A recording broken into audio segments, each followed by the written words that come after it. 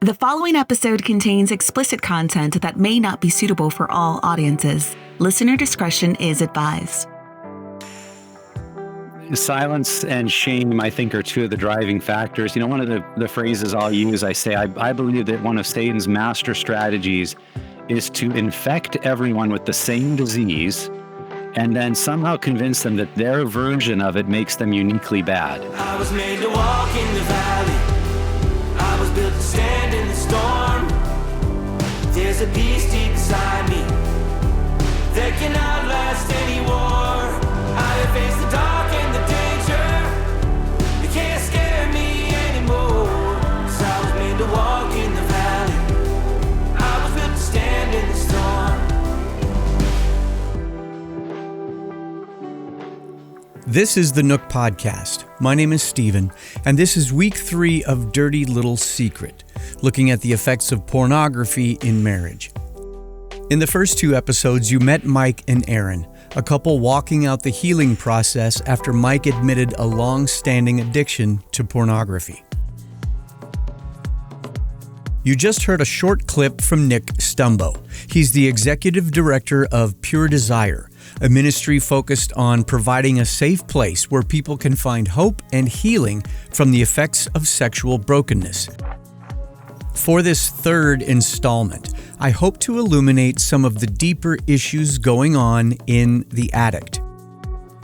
There is the obvious side, the physiology. Then there is the spiritual element. I don't think it's a stretch to call the issue a form of adultery, in that the addict is increasingly looking for sexual fulfillment outside of marriage. And then there's the psychological piece. So much is happening in the mentality of a porn addict that doesn't just shut off after he or she has admitted the issue.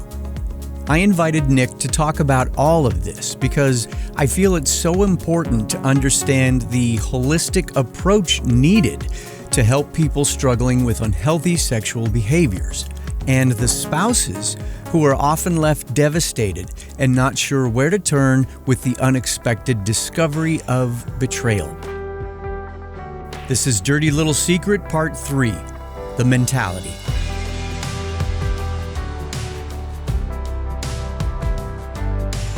Well, as you know, we are in the middle of a series talking about, I don't know if danger is the right word, the issue of pornography today, and just the damage that it's doing to people, the damage that it's doing to marriages.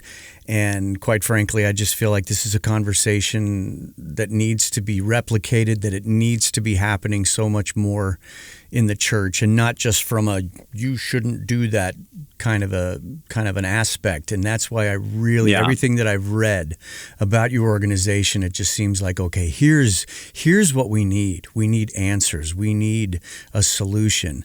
And from all the material that I've seen that you guys have available, the other speakers that you have on staff, it just seems like this is a very focused place with a very focused mission. Is that fair?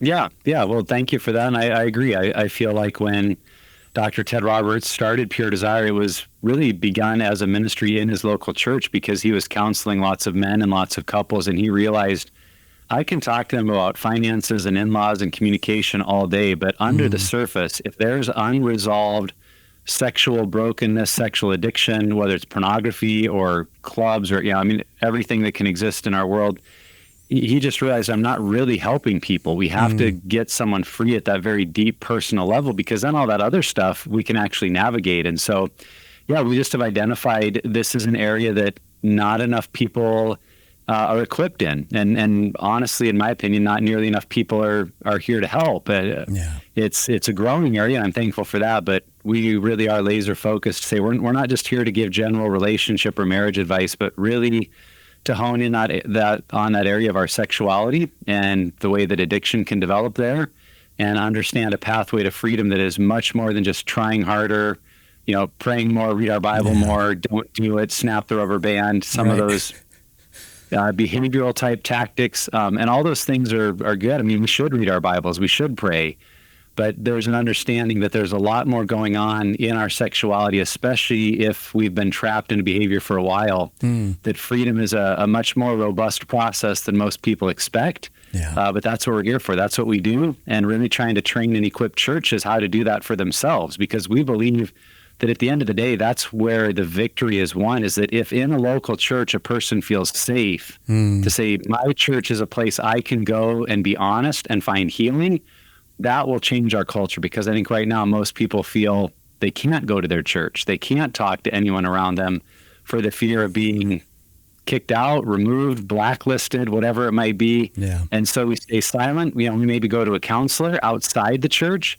But that's a deep conviction we have, is that if people always have to go outside the church to find healing, but they come back to their community and don't feel safe, the lasting change is really going to be difficult. So that's a big part of our mission, is how do we help equip churches to be that safe place for people to find healing? Yeah.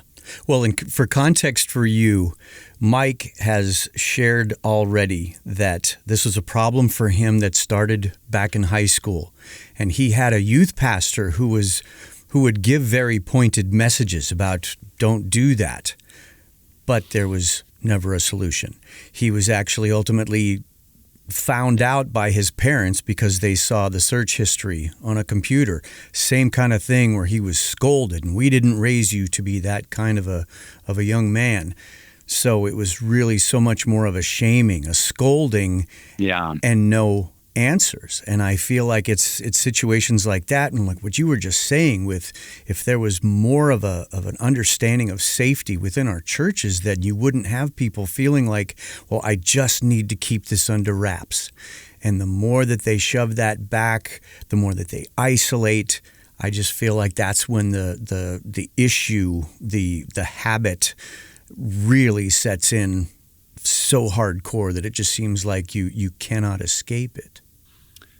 Yeah, it's silence and shame, I think, are two of the driving factors. One of the phrases I'll use, I say, I believe that one of Satan's master strategies is to infect everyone with the same disease and then somehow convince them that their version of it makes them uniquely bad. Oh, wow, that's good. And so we sit around in churches or communities and we look around, and because no one's talking about it, it's easy to assume that everybody else seems to have this figured out. Every other marriage seems to be doing fine. What's wrong with me? What's wrong with my spouse? Why can't we figure this out? And so you don't open up to those around you. And that shame of what's wrong with me is actually, the shame and isolation is part of what drives us back into the very behavior that we're trying to avoid. And I've also said in many places, the sickness and the remedy can't be the same thing.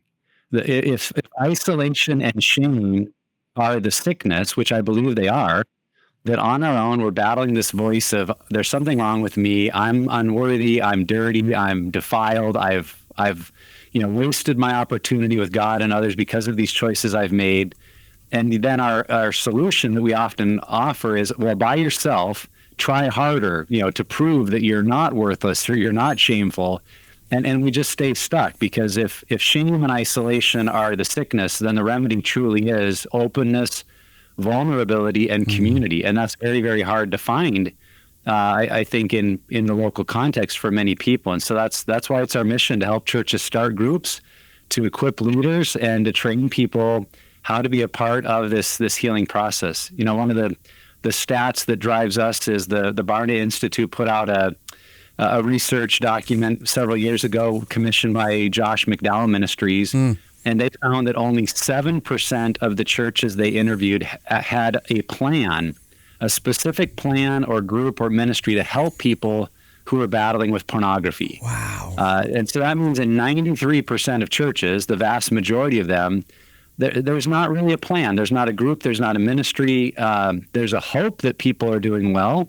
There might be a counselor they direct people to, but there's not a plan. And I think in the absence of that clear, communicated plan, people assume, well, this isn't safe to bring up here. Yeah. And so one of the passions I have that drives me is, how do we move that number from 7%? Because my conviction is that every church should have something. Yeah. And where we ever hit 100%, well, that may be unlikely.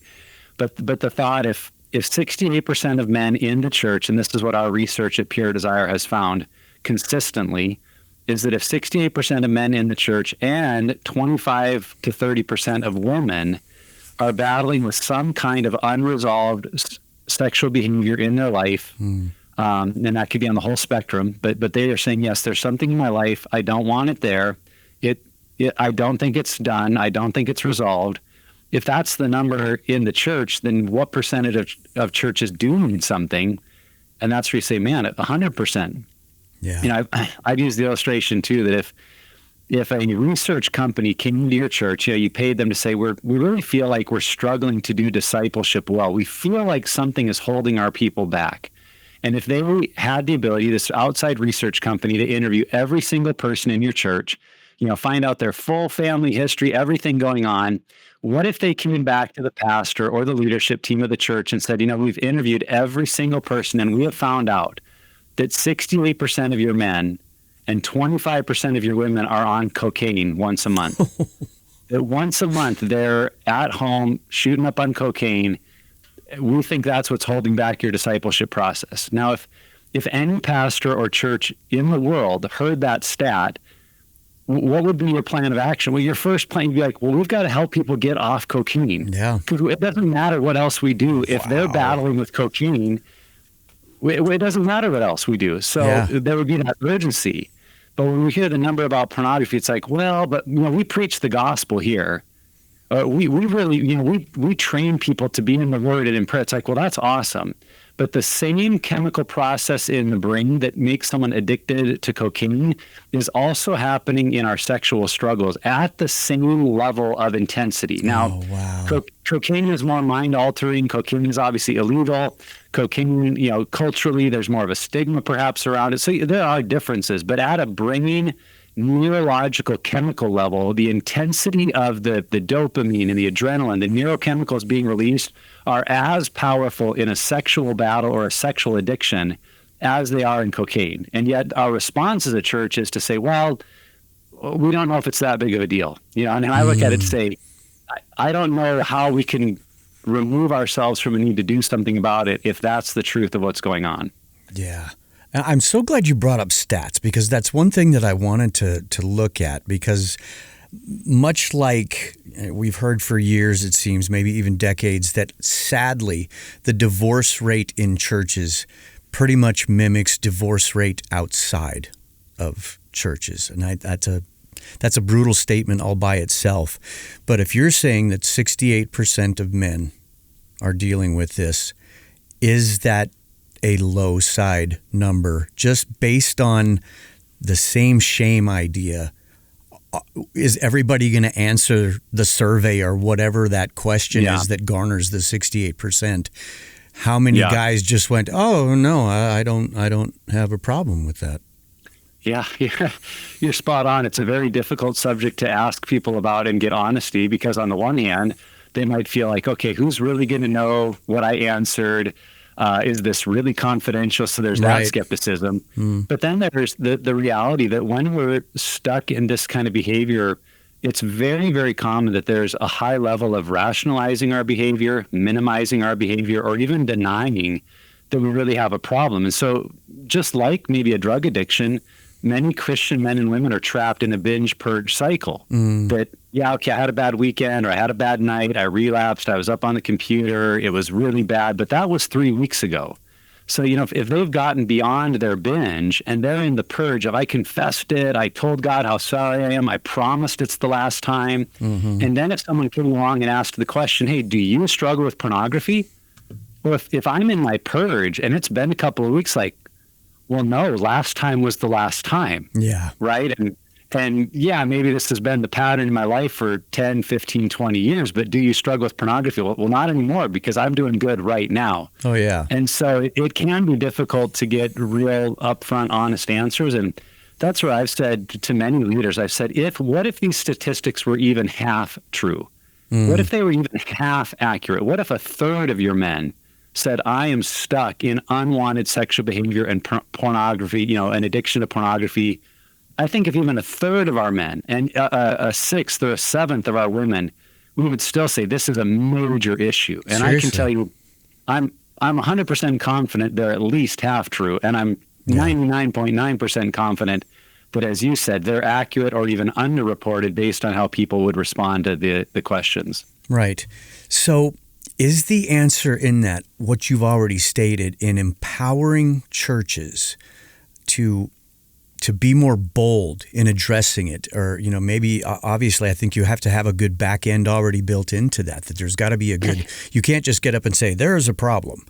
I've been very disillusioned with the word awareness because I feel like everybody wants to talk about awareness, but then there's not really any plan of action after that. Is your ultimate goal to see more churches empowered to have a good catch system and embolden them to speak right to it, to say, not in my house kind of a thing? Yeah, I think when we talk about openness, there's two sides to that. There's the openness in truth and openness in grace. And I think some churches maybe think, like we talked about at the beginning of the conversation, man, we just really need to focus on, we talk about it more, and we talk about how bad it is and how wrong it is and how destructive it is and how evil it is and what's happening in the world, because it leads to abuse and rape, and we just need to, pound the pulpit on how bad it is. And all that is very, very true. But what I would say in working with thousands of men at this point, I have never, and I sincerely mean that, I'm not exaggerating, I've never had a man or a woman say to me, I just didn't know how bad this was. I just didn't know this was wrong. I didn't know this could be a problem. Now, I'm confident that perhaps outside the church, in a culture that has normalized pornography and that sort of thing, that there are people that may be trapped in that mindset. Oh, what's the big deal? It's not wrong. Yeah. But the people that come for help, they know it's wrong. They know it's destructive. They don't know what to do about it. And if our idea of openness is just talking about the evils more, we may actually drive people further into hiding, because they feel like, and I'm the one doing it. What's wrong with me? So openness, I think, has to really be focused on grace. There has to be a message of, we are, one of the things I talk about is we need to start not in Genesis 3 with the fall of man. We need to start in Genesis 1 with the creation of man and women. Wow. But in Genesis 1, it says God created them in his image. And do you know, when we first hear God say that we were made in his image, is also, and in my opinion, not coincidentally at all, that's also where we first hear God distinguishing male and female. Right. So it's in his image, male and female, he created them, which indicates to me there is something about my gender, which is uniquely, gender, if we're honest, is uniquely sexual. Yeah. Body parts, brain chemistry, hormones, development. Yes, there are distinctions in other physical parts, but primarily it's a sexual distinction to be male and female. And when God did that, he looked at that and said, that's my image. Right. There's something about the maleness of our sexuality, the femaleness of our sexuality, that God says, that actually bears my image and it's good. And now I bring you together and I say, go out, be fruitful and multiply. Essentially, God's saying, enjoy the sexual differences that bring you together and create unity. And then we end in Genesis 2, this beautiful picture that the man and woman, the male and the female, both in the image of God, coming together, becoming one flesh, and saying they were naked and unashamed. Yeah. And I think that openness of, to be a sexual being was a beautiful God-given thing. Right. And then we need to recognize Genesis 3 happened, that we were all then born into sin and born into a sinful world that does mar the beauty of God's goodness. But to say to people, our churches, one of the encouragements I'll give a leader is to say, your people need to hear you say, we are all sexual beings. We are all made in the image of God as sexual beings. And then we've all experienced some kind of brokenness, some kind of sin in our sexuality, whether things done to us or things done against us. And that means we are all, every single one of us, in need of the work of Christ in our life to understand, how do I heal and grow in the area of my sexuality? Yes. And so when we start to use language like that if you're struggling in this area, welcome to the club. It just means you're a human being. And if your struggle has become more pronounced, there may be steps you need to take, and we're here for that. That's why, what we bring to a church is we say what we think you need is not just and so here's the other side of my answer. I realize I'm going on a bit here. Oh, no worries. So it's not just the openness to talk about it. That openness needs to be accompanied by a plan. Because too often what I have seen, maybe at a men's retreat, a conference, a spiritual emphasis week, that we're very open about it. We need to get real. We need to get honest. Go home and tell your spouses, which we could get into that later, may actually be more destructive than good if that's their first conversation. Tell another man, get real. And that's kind of the end of our plan. Yeah. That we somehow believe confession and authenticity is the goal. And what I've said, confession and authenticity isn't the goal, it's the starting point. Yeah. The goal is freedom. And James chapter 5 talks about that as we confess our sins one to another, we will be healed. But a thing I'll bring up about that passage is the Greek verb used there in James 5 for confession is not the one-time verb. It's the verb used for ongoing action. So it's confessing. So talking about how do we live in this attitude of openness and accountability, but then having a plan to say, how do I address this behavior that I've gotten caught up in? Because as I've talked about already, there are brain chemicals and brain pathways that many of us have been training since early teenage years, or for some, unfortunately, even earlier in childhood, if there was early exposure to pornography, or if there was abuse that came into their world that was sexual in nature at a young age, they developed sexual patterns of the chemicals and how they act maybe 20, 30, 40 years. And just because we've gotten open and maybe entered into a lifestyle of confession doesn't mean the problem will be changed unless there's a plan. And that's where we've seen having a group structure where someone can go into a community experience, not just to be honest, but to actually work on a process of healing and change is as crucial, I think, as the openness. And so would encourage people to think about the two sides, because I do think there's work to be done in our homes and in our churches on both sides. More openness with grace and vulnerability and truth, but grace too. And on the side of, and then what's the plan? Right. Because I think if you went also back to the cocaine illustration, and then I'll stop with this answer, if someone did come and say, I'm one of those, I'm once a month shooting up on cocaine, would you help me? We wouldn't just pray for them, thank them for their honesty, and send them home and say, go and do cocaine no more. Yeah. Right? Like we'd say, let's find you a program. Let's get you a plan where there's weekly community. There's things you're working on. There's understanding of what I need to change and do instead. And I would say the same exists if we've been battling with unwanted sexual behaviors. Yes, the prayer is good. The openness is good. Inviting God's healing work is good. And let's have a plan. Let's have a program in place that actually helps people walk out long-term healing in this area. Yeah. Well, I'm glad you just touched on that similar reaction happening to someone as you might expect with cocaine, some sort of a drug that feeling is happening for a person. Is it possible for you to kind of distill what is happening to someone? And maybe that's more of a long-range question. I'm not talking about that time that they are sitting in front of that computer and those things are happening, but what is happening over time? Someone who is just really stuck in it for a year, 5 years, 10 years. What is happening to that person that really may be outside of their understanding? It's like into that, good grief, I had no idea that it was going to be this bad where I am right now. Yeah. Yeah, I would kind of answer that on two levels. One might be the more big picture, just character personhood side, and the other side, the more practical brain side. And I'll start there, because we've been talking about the brain chemicals and reactions. And the two words I would encourage everyone to think about and understand, and this really applies broadly to any addiction, but I think we see it specifically pronounced in sexual addiction, are the words tolerance and sensitization. Tolerance and sensitization. So tolerance means when I enter into sexual activity that isn't exclusively with a lifelong partner, there are brain chemicals that are being released that are intended to create bonding and connection with the person that I'm achieving sexual climax with. If that's not my lifelong partner, it's actually creating brain confusion and the disruption of those chemicals that the pleasure that I feel is then kind of disturbed. And what that means is over time, I will actually need a greater experience. I will need a more extreme experience to achieve the same physical high because of what's happening in the brain chemicals. And that's why typically in this kind of behavior or in any addiction, it doesn't just leave us where we are. We might say, well, what I'm doing isn't that bad. Well, just give it time. Yeah. The other thing that I think is such a biblical truth is in James 1, how it says, your sinful desires or the evil desires in you give birth to temptation. When temptation leads us to sin, and sin, when it's fully grown, gives birth to death.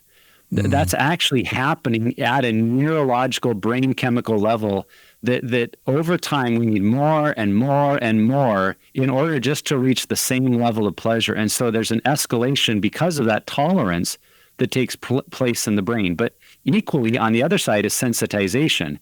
Because we've gotten engaged in this kind of behavior over a period of time, we're actually more alert to sexual signals. We're more easily triggered or turned on or drawn into it, because we have created this need where the brain is saying, we want that hit, we want that high. So we're more quickly excited, we're more quickly, laser focused on, well, what was that image I just saw? And now all those processes are starting in my brain. And either of those two things on their own is destructive. Yeah. But put them together and think about the bondage or the cage that we've created. That I need more and more and more of the same thing just to get the same high, but I'm more easily turned on. I'm more easily triggered by it. So I'm just living in this place where I'm never really satisfied, but I'm always turned on. Yeah. I mean, that's happening at a brain level. So that's happening, over the course of time. And that's at the brain and chemical level. On more of the big picture, kind of our personhood, I think what we see happening so common is just we become less and less capable of having true, meaningful connection with other human beings. Because we've begun to sexualize everything. We've begun to really have a mindset that the purpose of sexuality is my own fulfillment, my own pleasure. Right. So the ability, even with our spouse, to be engaged in a sexual relationship that is aimed at being mutually fulfilling, mutually satisfying, showing respect and dignity and honor for the other person, that becomes much more challenging to do because we're training ourselves that it's about me and my pleasure. And, and then even outside of our marriage, to understand other human beings for just who they are, not for their body or not how they look, becomes more challenging. And then what we've already talked about, when you're battling some of the shame or isolation and secrecy of what you're doing, your ability to just open up and enter into deep relationships is very, very limited. One of the things I put together on this that probably many listeners are familiar with is we live in a day and age where men, by and large, have fewer friendships than ever. Yeah. That for men to really feel deeply connected to another man, and I think this may be happening to some degree for women, but I'm not as familiar with studies or research coming out there. But I would put the two together for men, that men are deeply addicted to pornography or unwanted sexual behavior and unable to have friendships. And I think the two are connected because we don't feel safe to talk about everything. We don't open up to all the stuff going on at that heart and mind level. So connecting with another person just becomes really difficult. And I think that is an unexpected, unattended byproduct of struggling with pornography that we really need to take seriously. If we want to have deep relationships, we'll need to deal with our negative sexual history and bondage. Yeah. Well, and you saying that just makes me think that isolation and relapse has probably just becomes a brutal cycle that a man or a woman probably feels like they just cannot break that cycle. And I feel like we could kill an hour just on this part of it. But for the sake of moving things forward, Erin shared with me that when Mike confessed his problem, she could see a physical change in him, as truly as if a weight was off of his shoulders and the secret was out there that she could see, like okay, I'm not hiding that anymore. And while that may sound, oh wow, Mike had a breakthrough, she just as quickly said, but all of that was then visited on her. And now she's got to try to contend with that. How do you guys handle the beginning of that healing process? Because whichever direction, whichever spouse is coming forward with that kind of a confession, we've touched on it a little bit, as just starting what is very likely going to be a long process if healing and restoration is to happen. Yeah. Yeah, I'm really glad you brought that up. And that's, unfortunately a very, very common scenario that the spouse who's confessed, and this could go either direction. I think we see more commonly it's the man confessing to the woman, to the wife, but there's situations too. It's the wife who's having to admit to an affair or an addiction. And the same process where the one feels like, finally, I'm being honest. I'm being straightforward. I've got it off my chest. I've never felt better. Well, the other person feels like, I've never felt worse. Right. I've now got this weight. I've got all these questions. I feel worthless and ashamed. So the other person maybe now feels less ashamed. The other person feels more ashamed. Like, how could you do this? What's wrong with me? And that's why Pure Desire from the very beginning has been very intentional to recognize this is a family systems problem. It's not just about an addict or a struggler. And I think the traditional model is we need to send that person away, get them better, get them fixed up, bring them home, and everything will be okay. And the truth is, no, if you don't help the couple heal together, it's not going to be good for that relationship. And as you brought up, if possible, because there are certainly things that get admitted or come to light that do require, or over time, it's not possible to save the marriage. And that's a whole nother scenario we can talk about. But sure. I think for many couples, they are trying to figure out, can we make this work and how? And that's why we very intentionally have groups for those who struggle and a group experience for those who are betrayed, because they're dealing with a level of trauma that doesn't just work itself out. Yeah. Even if the addicted or struggling spouse gets better and never struggles ever again, which is unlikely too, there's probably going to be some road bumps along the way. But even if they never, ever struggle another day of their life, the betrayal and the trauma that spouse feels will likely sit until it's addressed. And that's why women who are experiencing this in their marriage really need a community of other women who are walking through this, who are understanding what the betrayal does to them, even at a brain level and to their bodies, because their brains react with needs for safety and control and a need just, how do I protect myself? And all that needs to be processed through in a safe, healing community. And so one of the things we are very, very intentional to say to churches is having a plan doesn't just mean a plan for the struggler or the addict. It means having a plan for the couple, because both are going to be deeply impacted. One of the illustrations we've used at Pure Desire is to say that, when sexual struggles come to light in a marriage, what we often do, it's like if someone was in a car accident and the person who was driving or who makes the phone call calls for an ambulance, and the ambulance comes and picks up the person who made the phone call and takes them away, while the spouse who is sitting in the seat and is hurt and has a broken leg and is bleeding, it leaves them there like, well, you figure it out on your own. We'll help this person that made the call. Wow. It's like, well, no, both people were in the accident and both need care.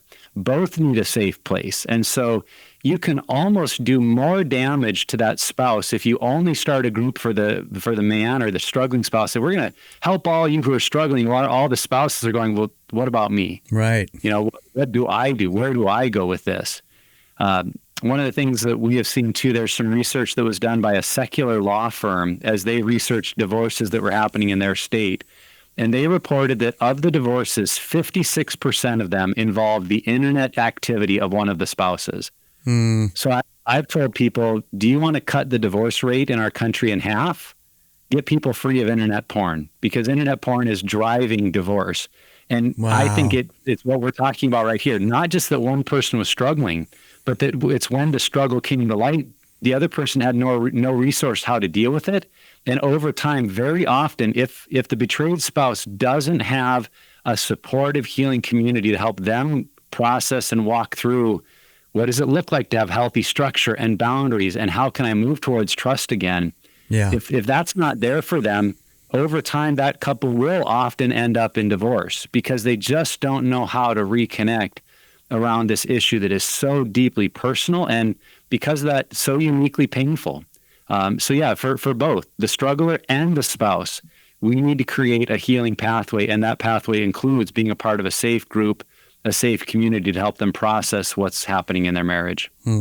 You have put in 7 years, you say, with Pure Desire.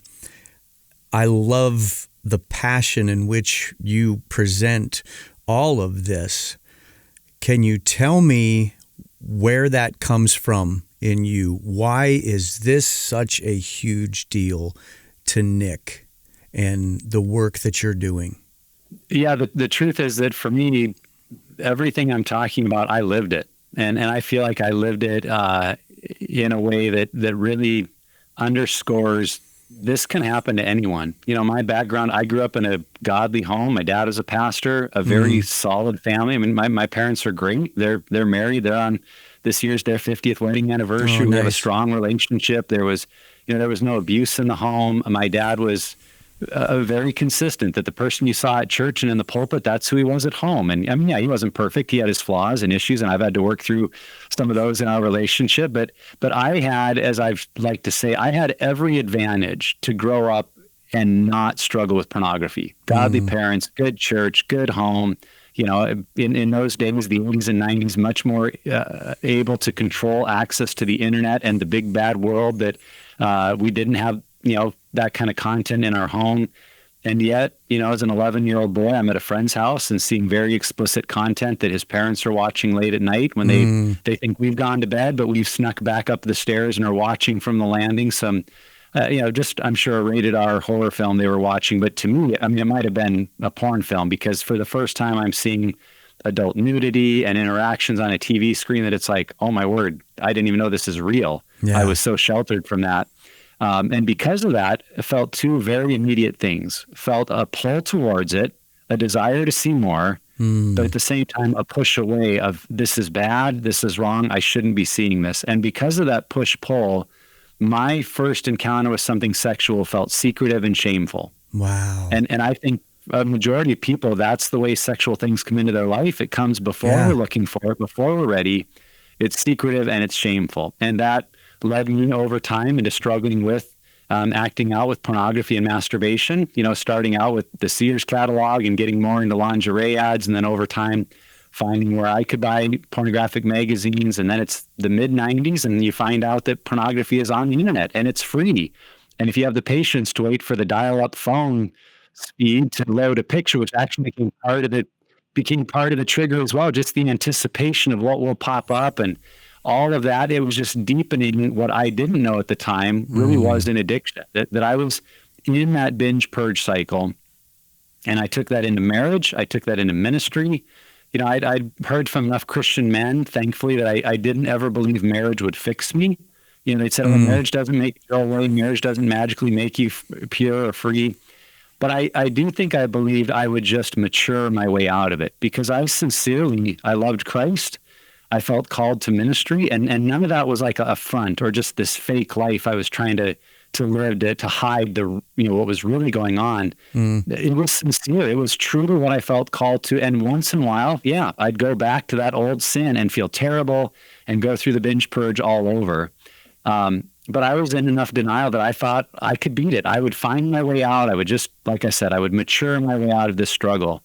But we were 10 years into our marriage and into ministry, and I was still in that binge purge. Wow. And because I had been honest with my wife in our engagement, which I know many people don't, but there was an opportunity there where I felt encouraged, airing your dirty laundry to your future spouse. They deserve to know before they get married what they're saying I do, and that too, and that made sense to me. And so I had told her, and she had understood and asked me not to, and I had agreed. This is the last time. But I had continued to struggle, and because of our openness and engagement, I was able to come a couple of times a year, probably, and say, "Hey, I'm so sorry. It's still happening, but I'm really sorry, and I really mean it. I'm going to change. Here's why."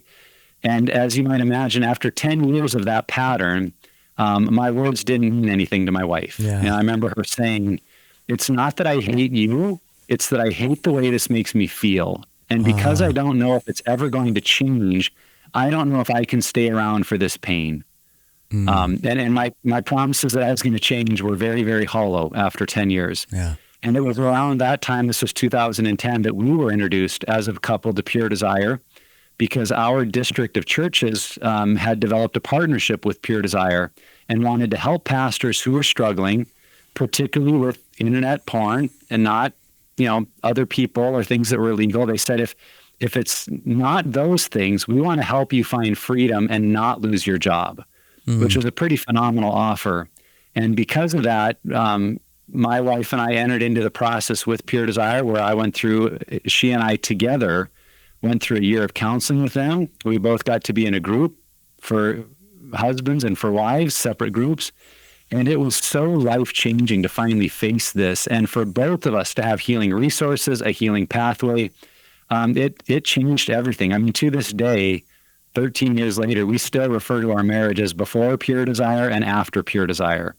And what we had then is nothing compared to what we have now. And walking that path, which ultimately led, after that year, I was able to share publicly with our church, with the support of my elders and district leaders who had been a part of that healing process. I was able to share about my addiction and about our journey, and open the door to healing groups in our church, which over the next 5 years, then, I tell people all the time, was far and away the most effective discipleship program we ever had.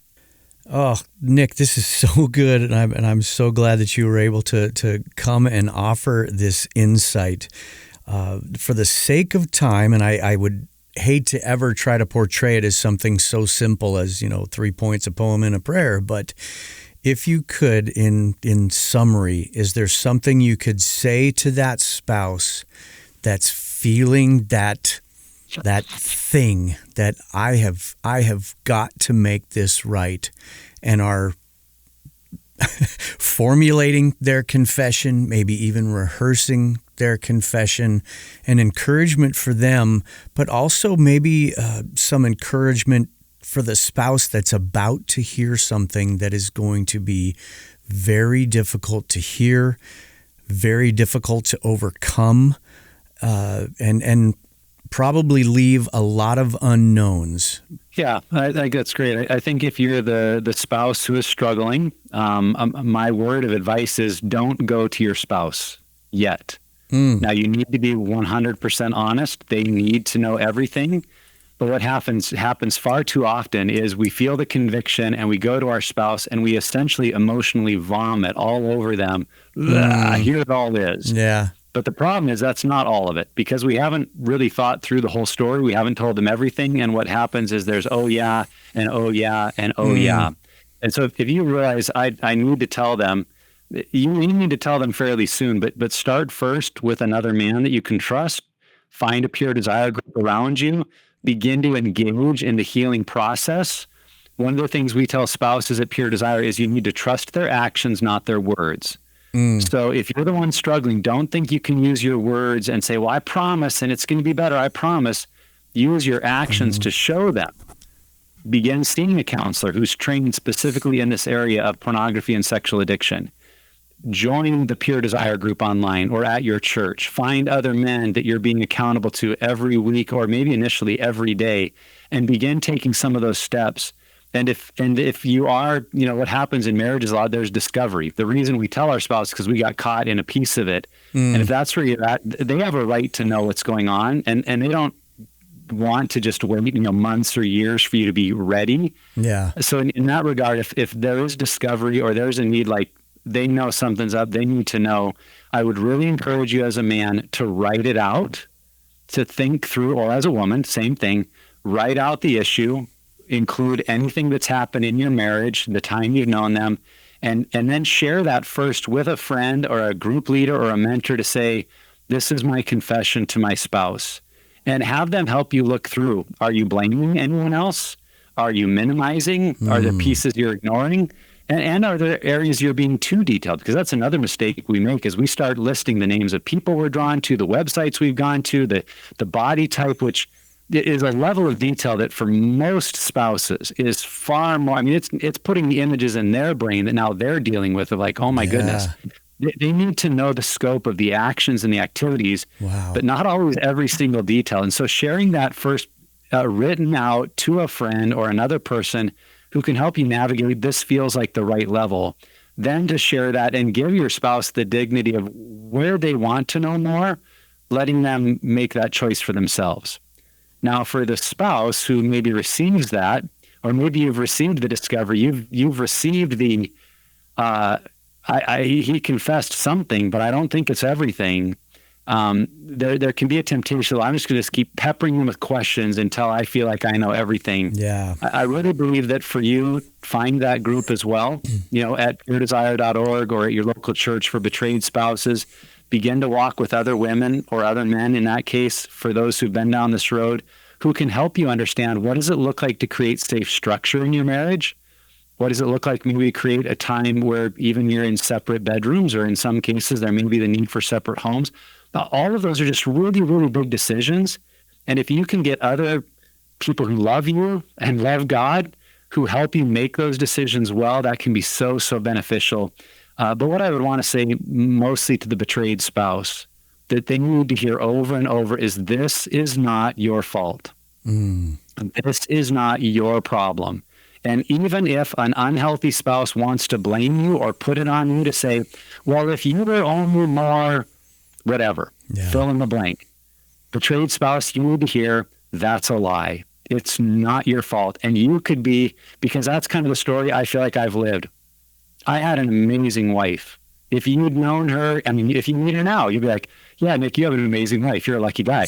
But 15 years ago, when we're younger, like, she's beautiful. She's out of my league. She's fun. You would have looked at her and said, why would you ever need anything else? Well, that's the whole thing. It's not a need. It's an unhealthy, addictive behavior that has nothing to do with the attractiveness, sexual availability, whatever, of your spouse. And so that's good. Again, to that betrayed spouse, this is not your fault, but unfortunately it has now become your story. Yeah. And you will have to deal with the trauma and the pain and the hurt of it. But if you can enter into it with that belief, this isn't my fault, I didn't do this, they did this to me, then you'll actually, I think, be able to enter into a healing process where you can see areas, because we all, any one of us does have areas we need to grow. Sure, we could all find areas we could become a better spouse. I just want to keep anyone from thinking, if I was only a good enough spouse, this wouldn't have happened. Because I think just like the enemy tries to tell the struggler, you're uniquely bad, I think the enemy tries to tell the spouse, you are also uniquely bad. If you were only better, this wouldn't have happened. And that is just not true. So yes, deal with the pain. Yes, deal with the betrayal. Figure out, what does a new relationship with healthy structure and boundaries look like? But release yourself from that burden that thinks somehow I could have prevented this, or if for some reason I caused this. Because if you can get that piece at the beginning, you'll be on a much healthier journey from the get-go. What occurs to me after a conversation like this is that if someone is looking to make a big change, it can't just be some form of behavior modification. One doesn't just wake up one day and decide to stop a pornography addiction. It must be a serious heart change, and that doesn't happen without Jesus. And that's just step one. True healing for the addict and the spouse is a long game. If any of this is resonating with you, consider that the Holy Spirit might be using this episode to speak to you. If you have tried and tried to quit, but it's just not working, start by talking to God. Ask Him to walk with you, and ask Him to show you someone that you can reach out to. Coming up next time, the final episode of this series. I sat down with Mike and Erin together to see how they are doing right now. That in the middle of my pain, God was right there, and He was loving me by loving Mike. And He was bringing Mike what he needed, which made me feel safe. They are committed to doing the work that is required to find healing for all they have been through. What I've noticed was the more people I told, the easier it got to tell the story, and almost more power that I felt over my prior addiction. I have several links in the show notes for anyone looking for help dealing with this issue. My email address is also there if you have any comments or questions about this episode or series. Thank you so much for listening today, and I will catch you here next time in the Nook. The Nook podcast is a production of Sozo Digital Media.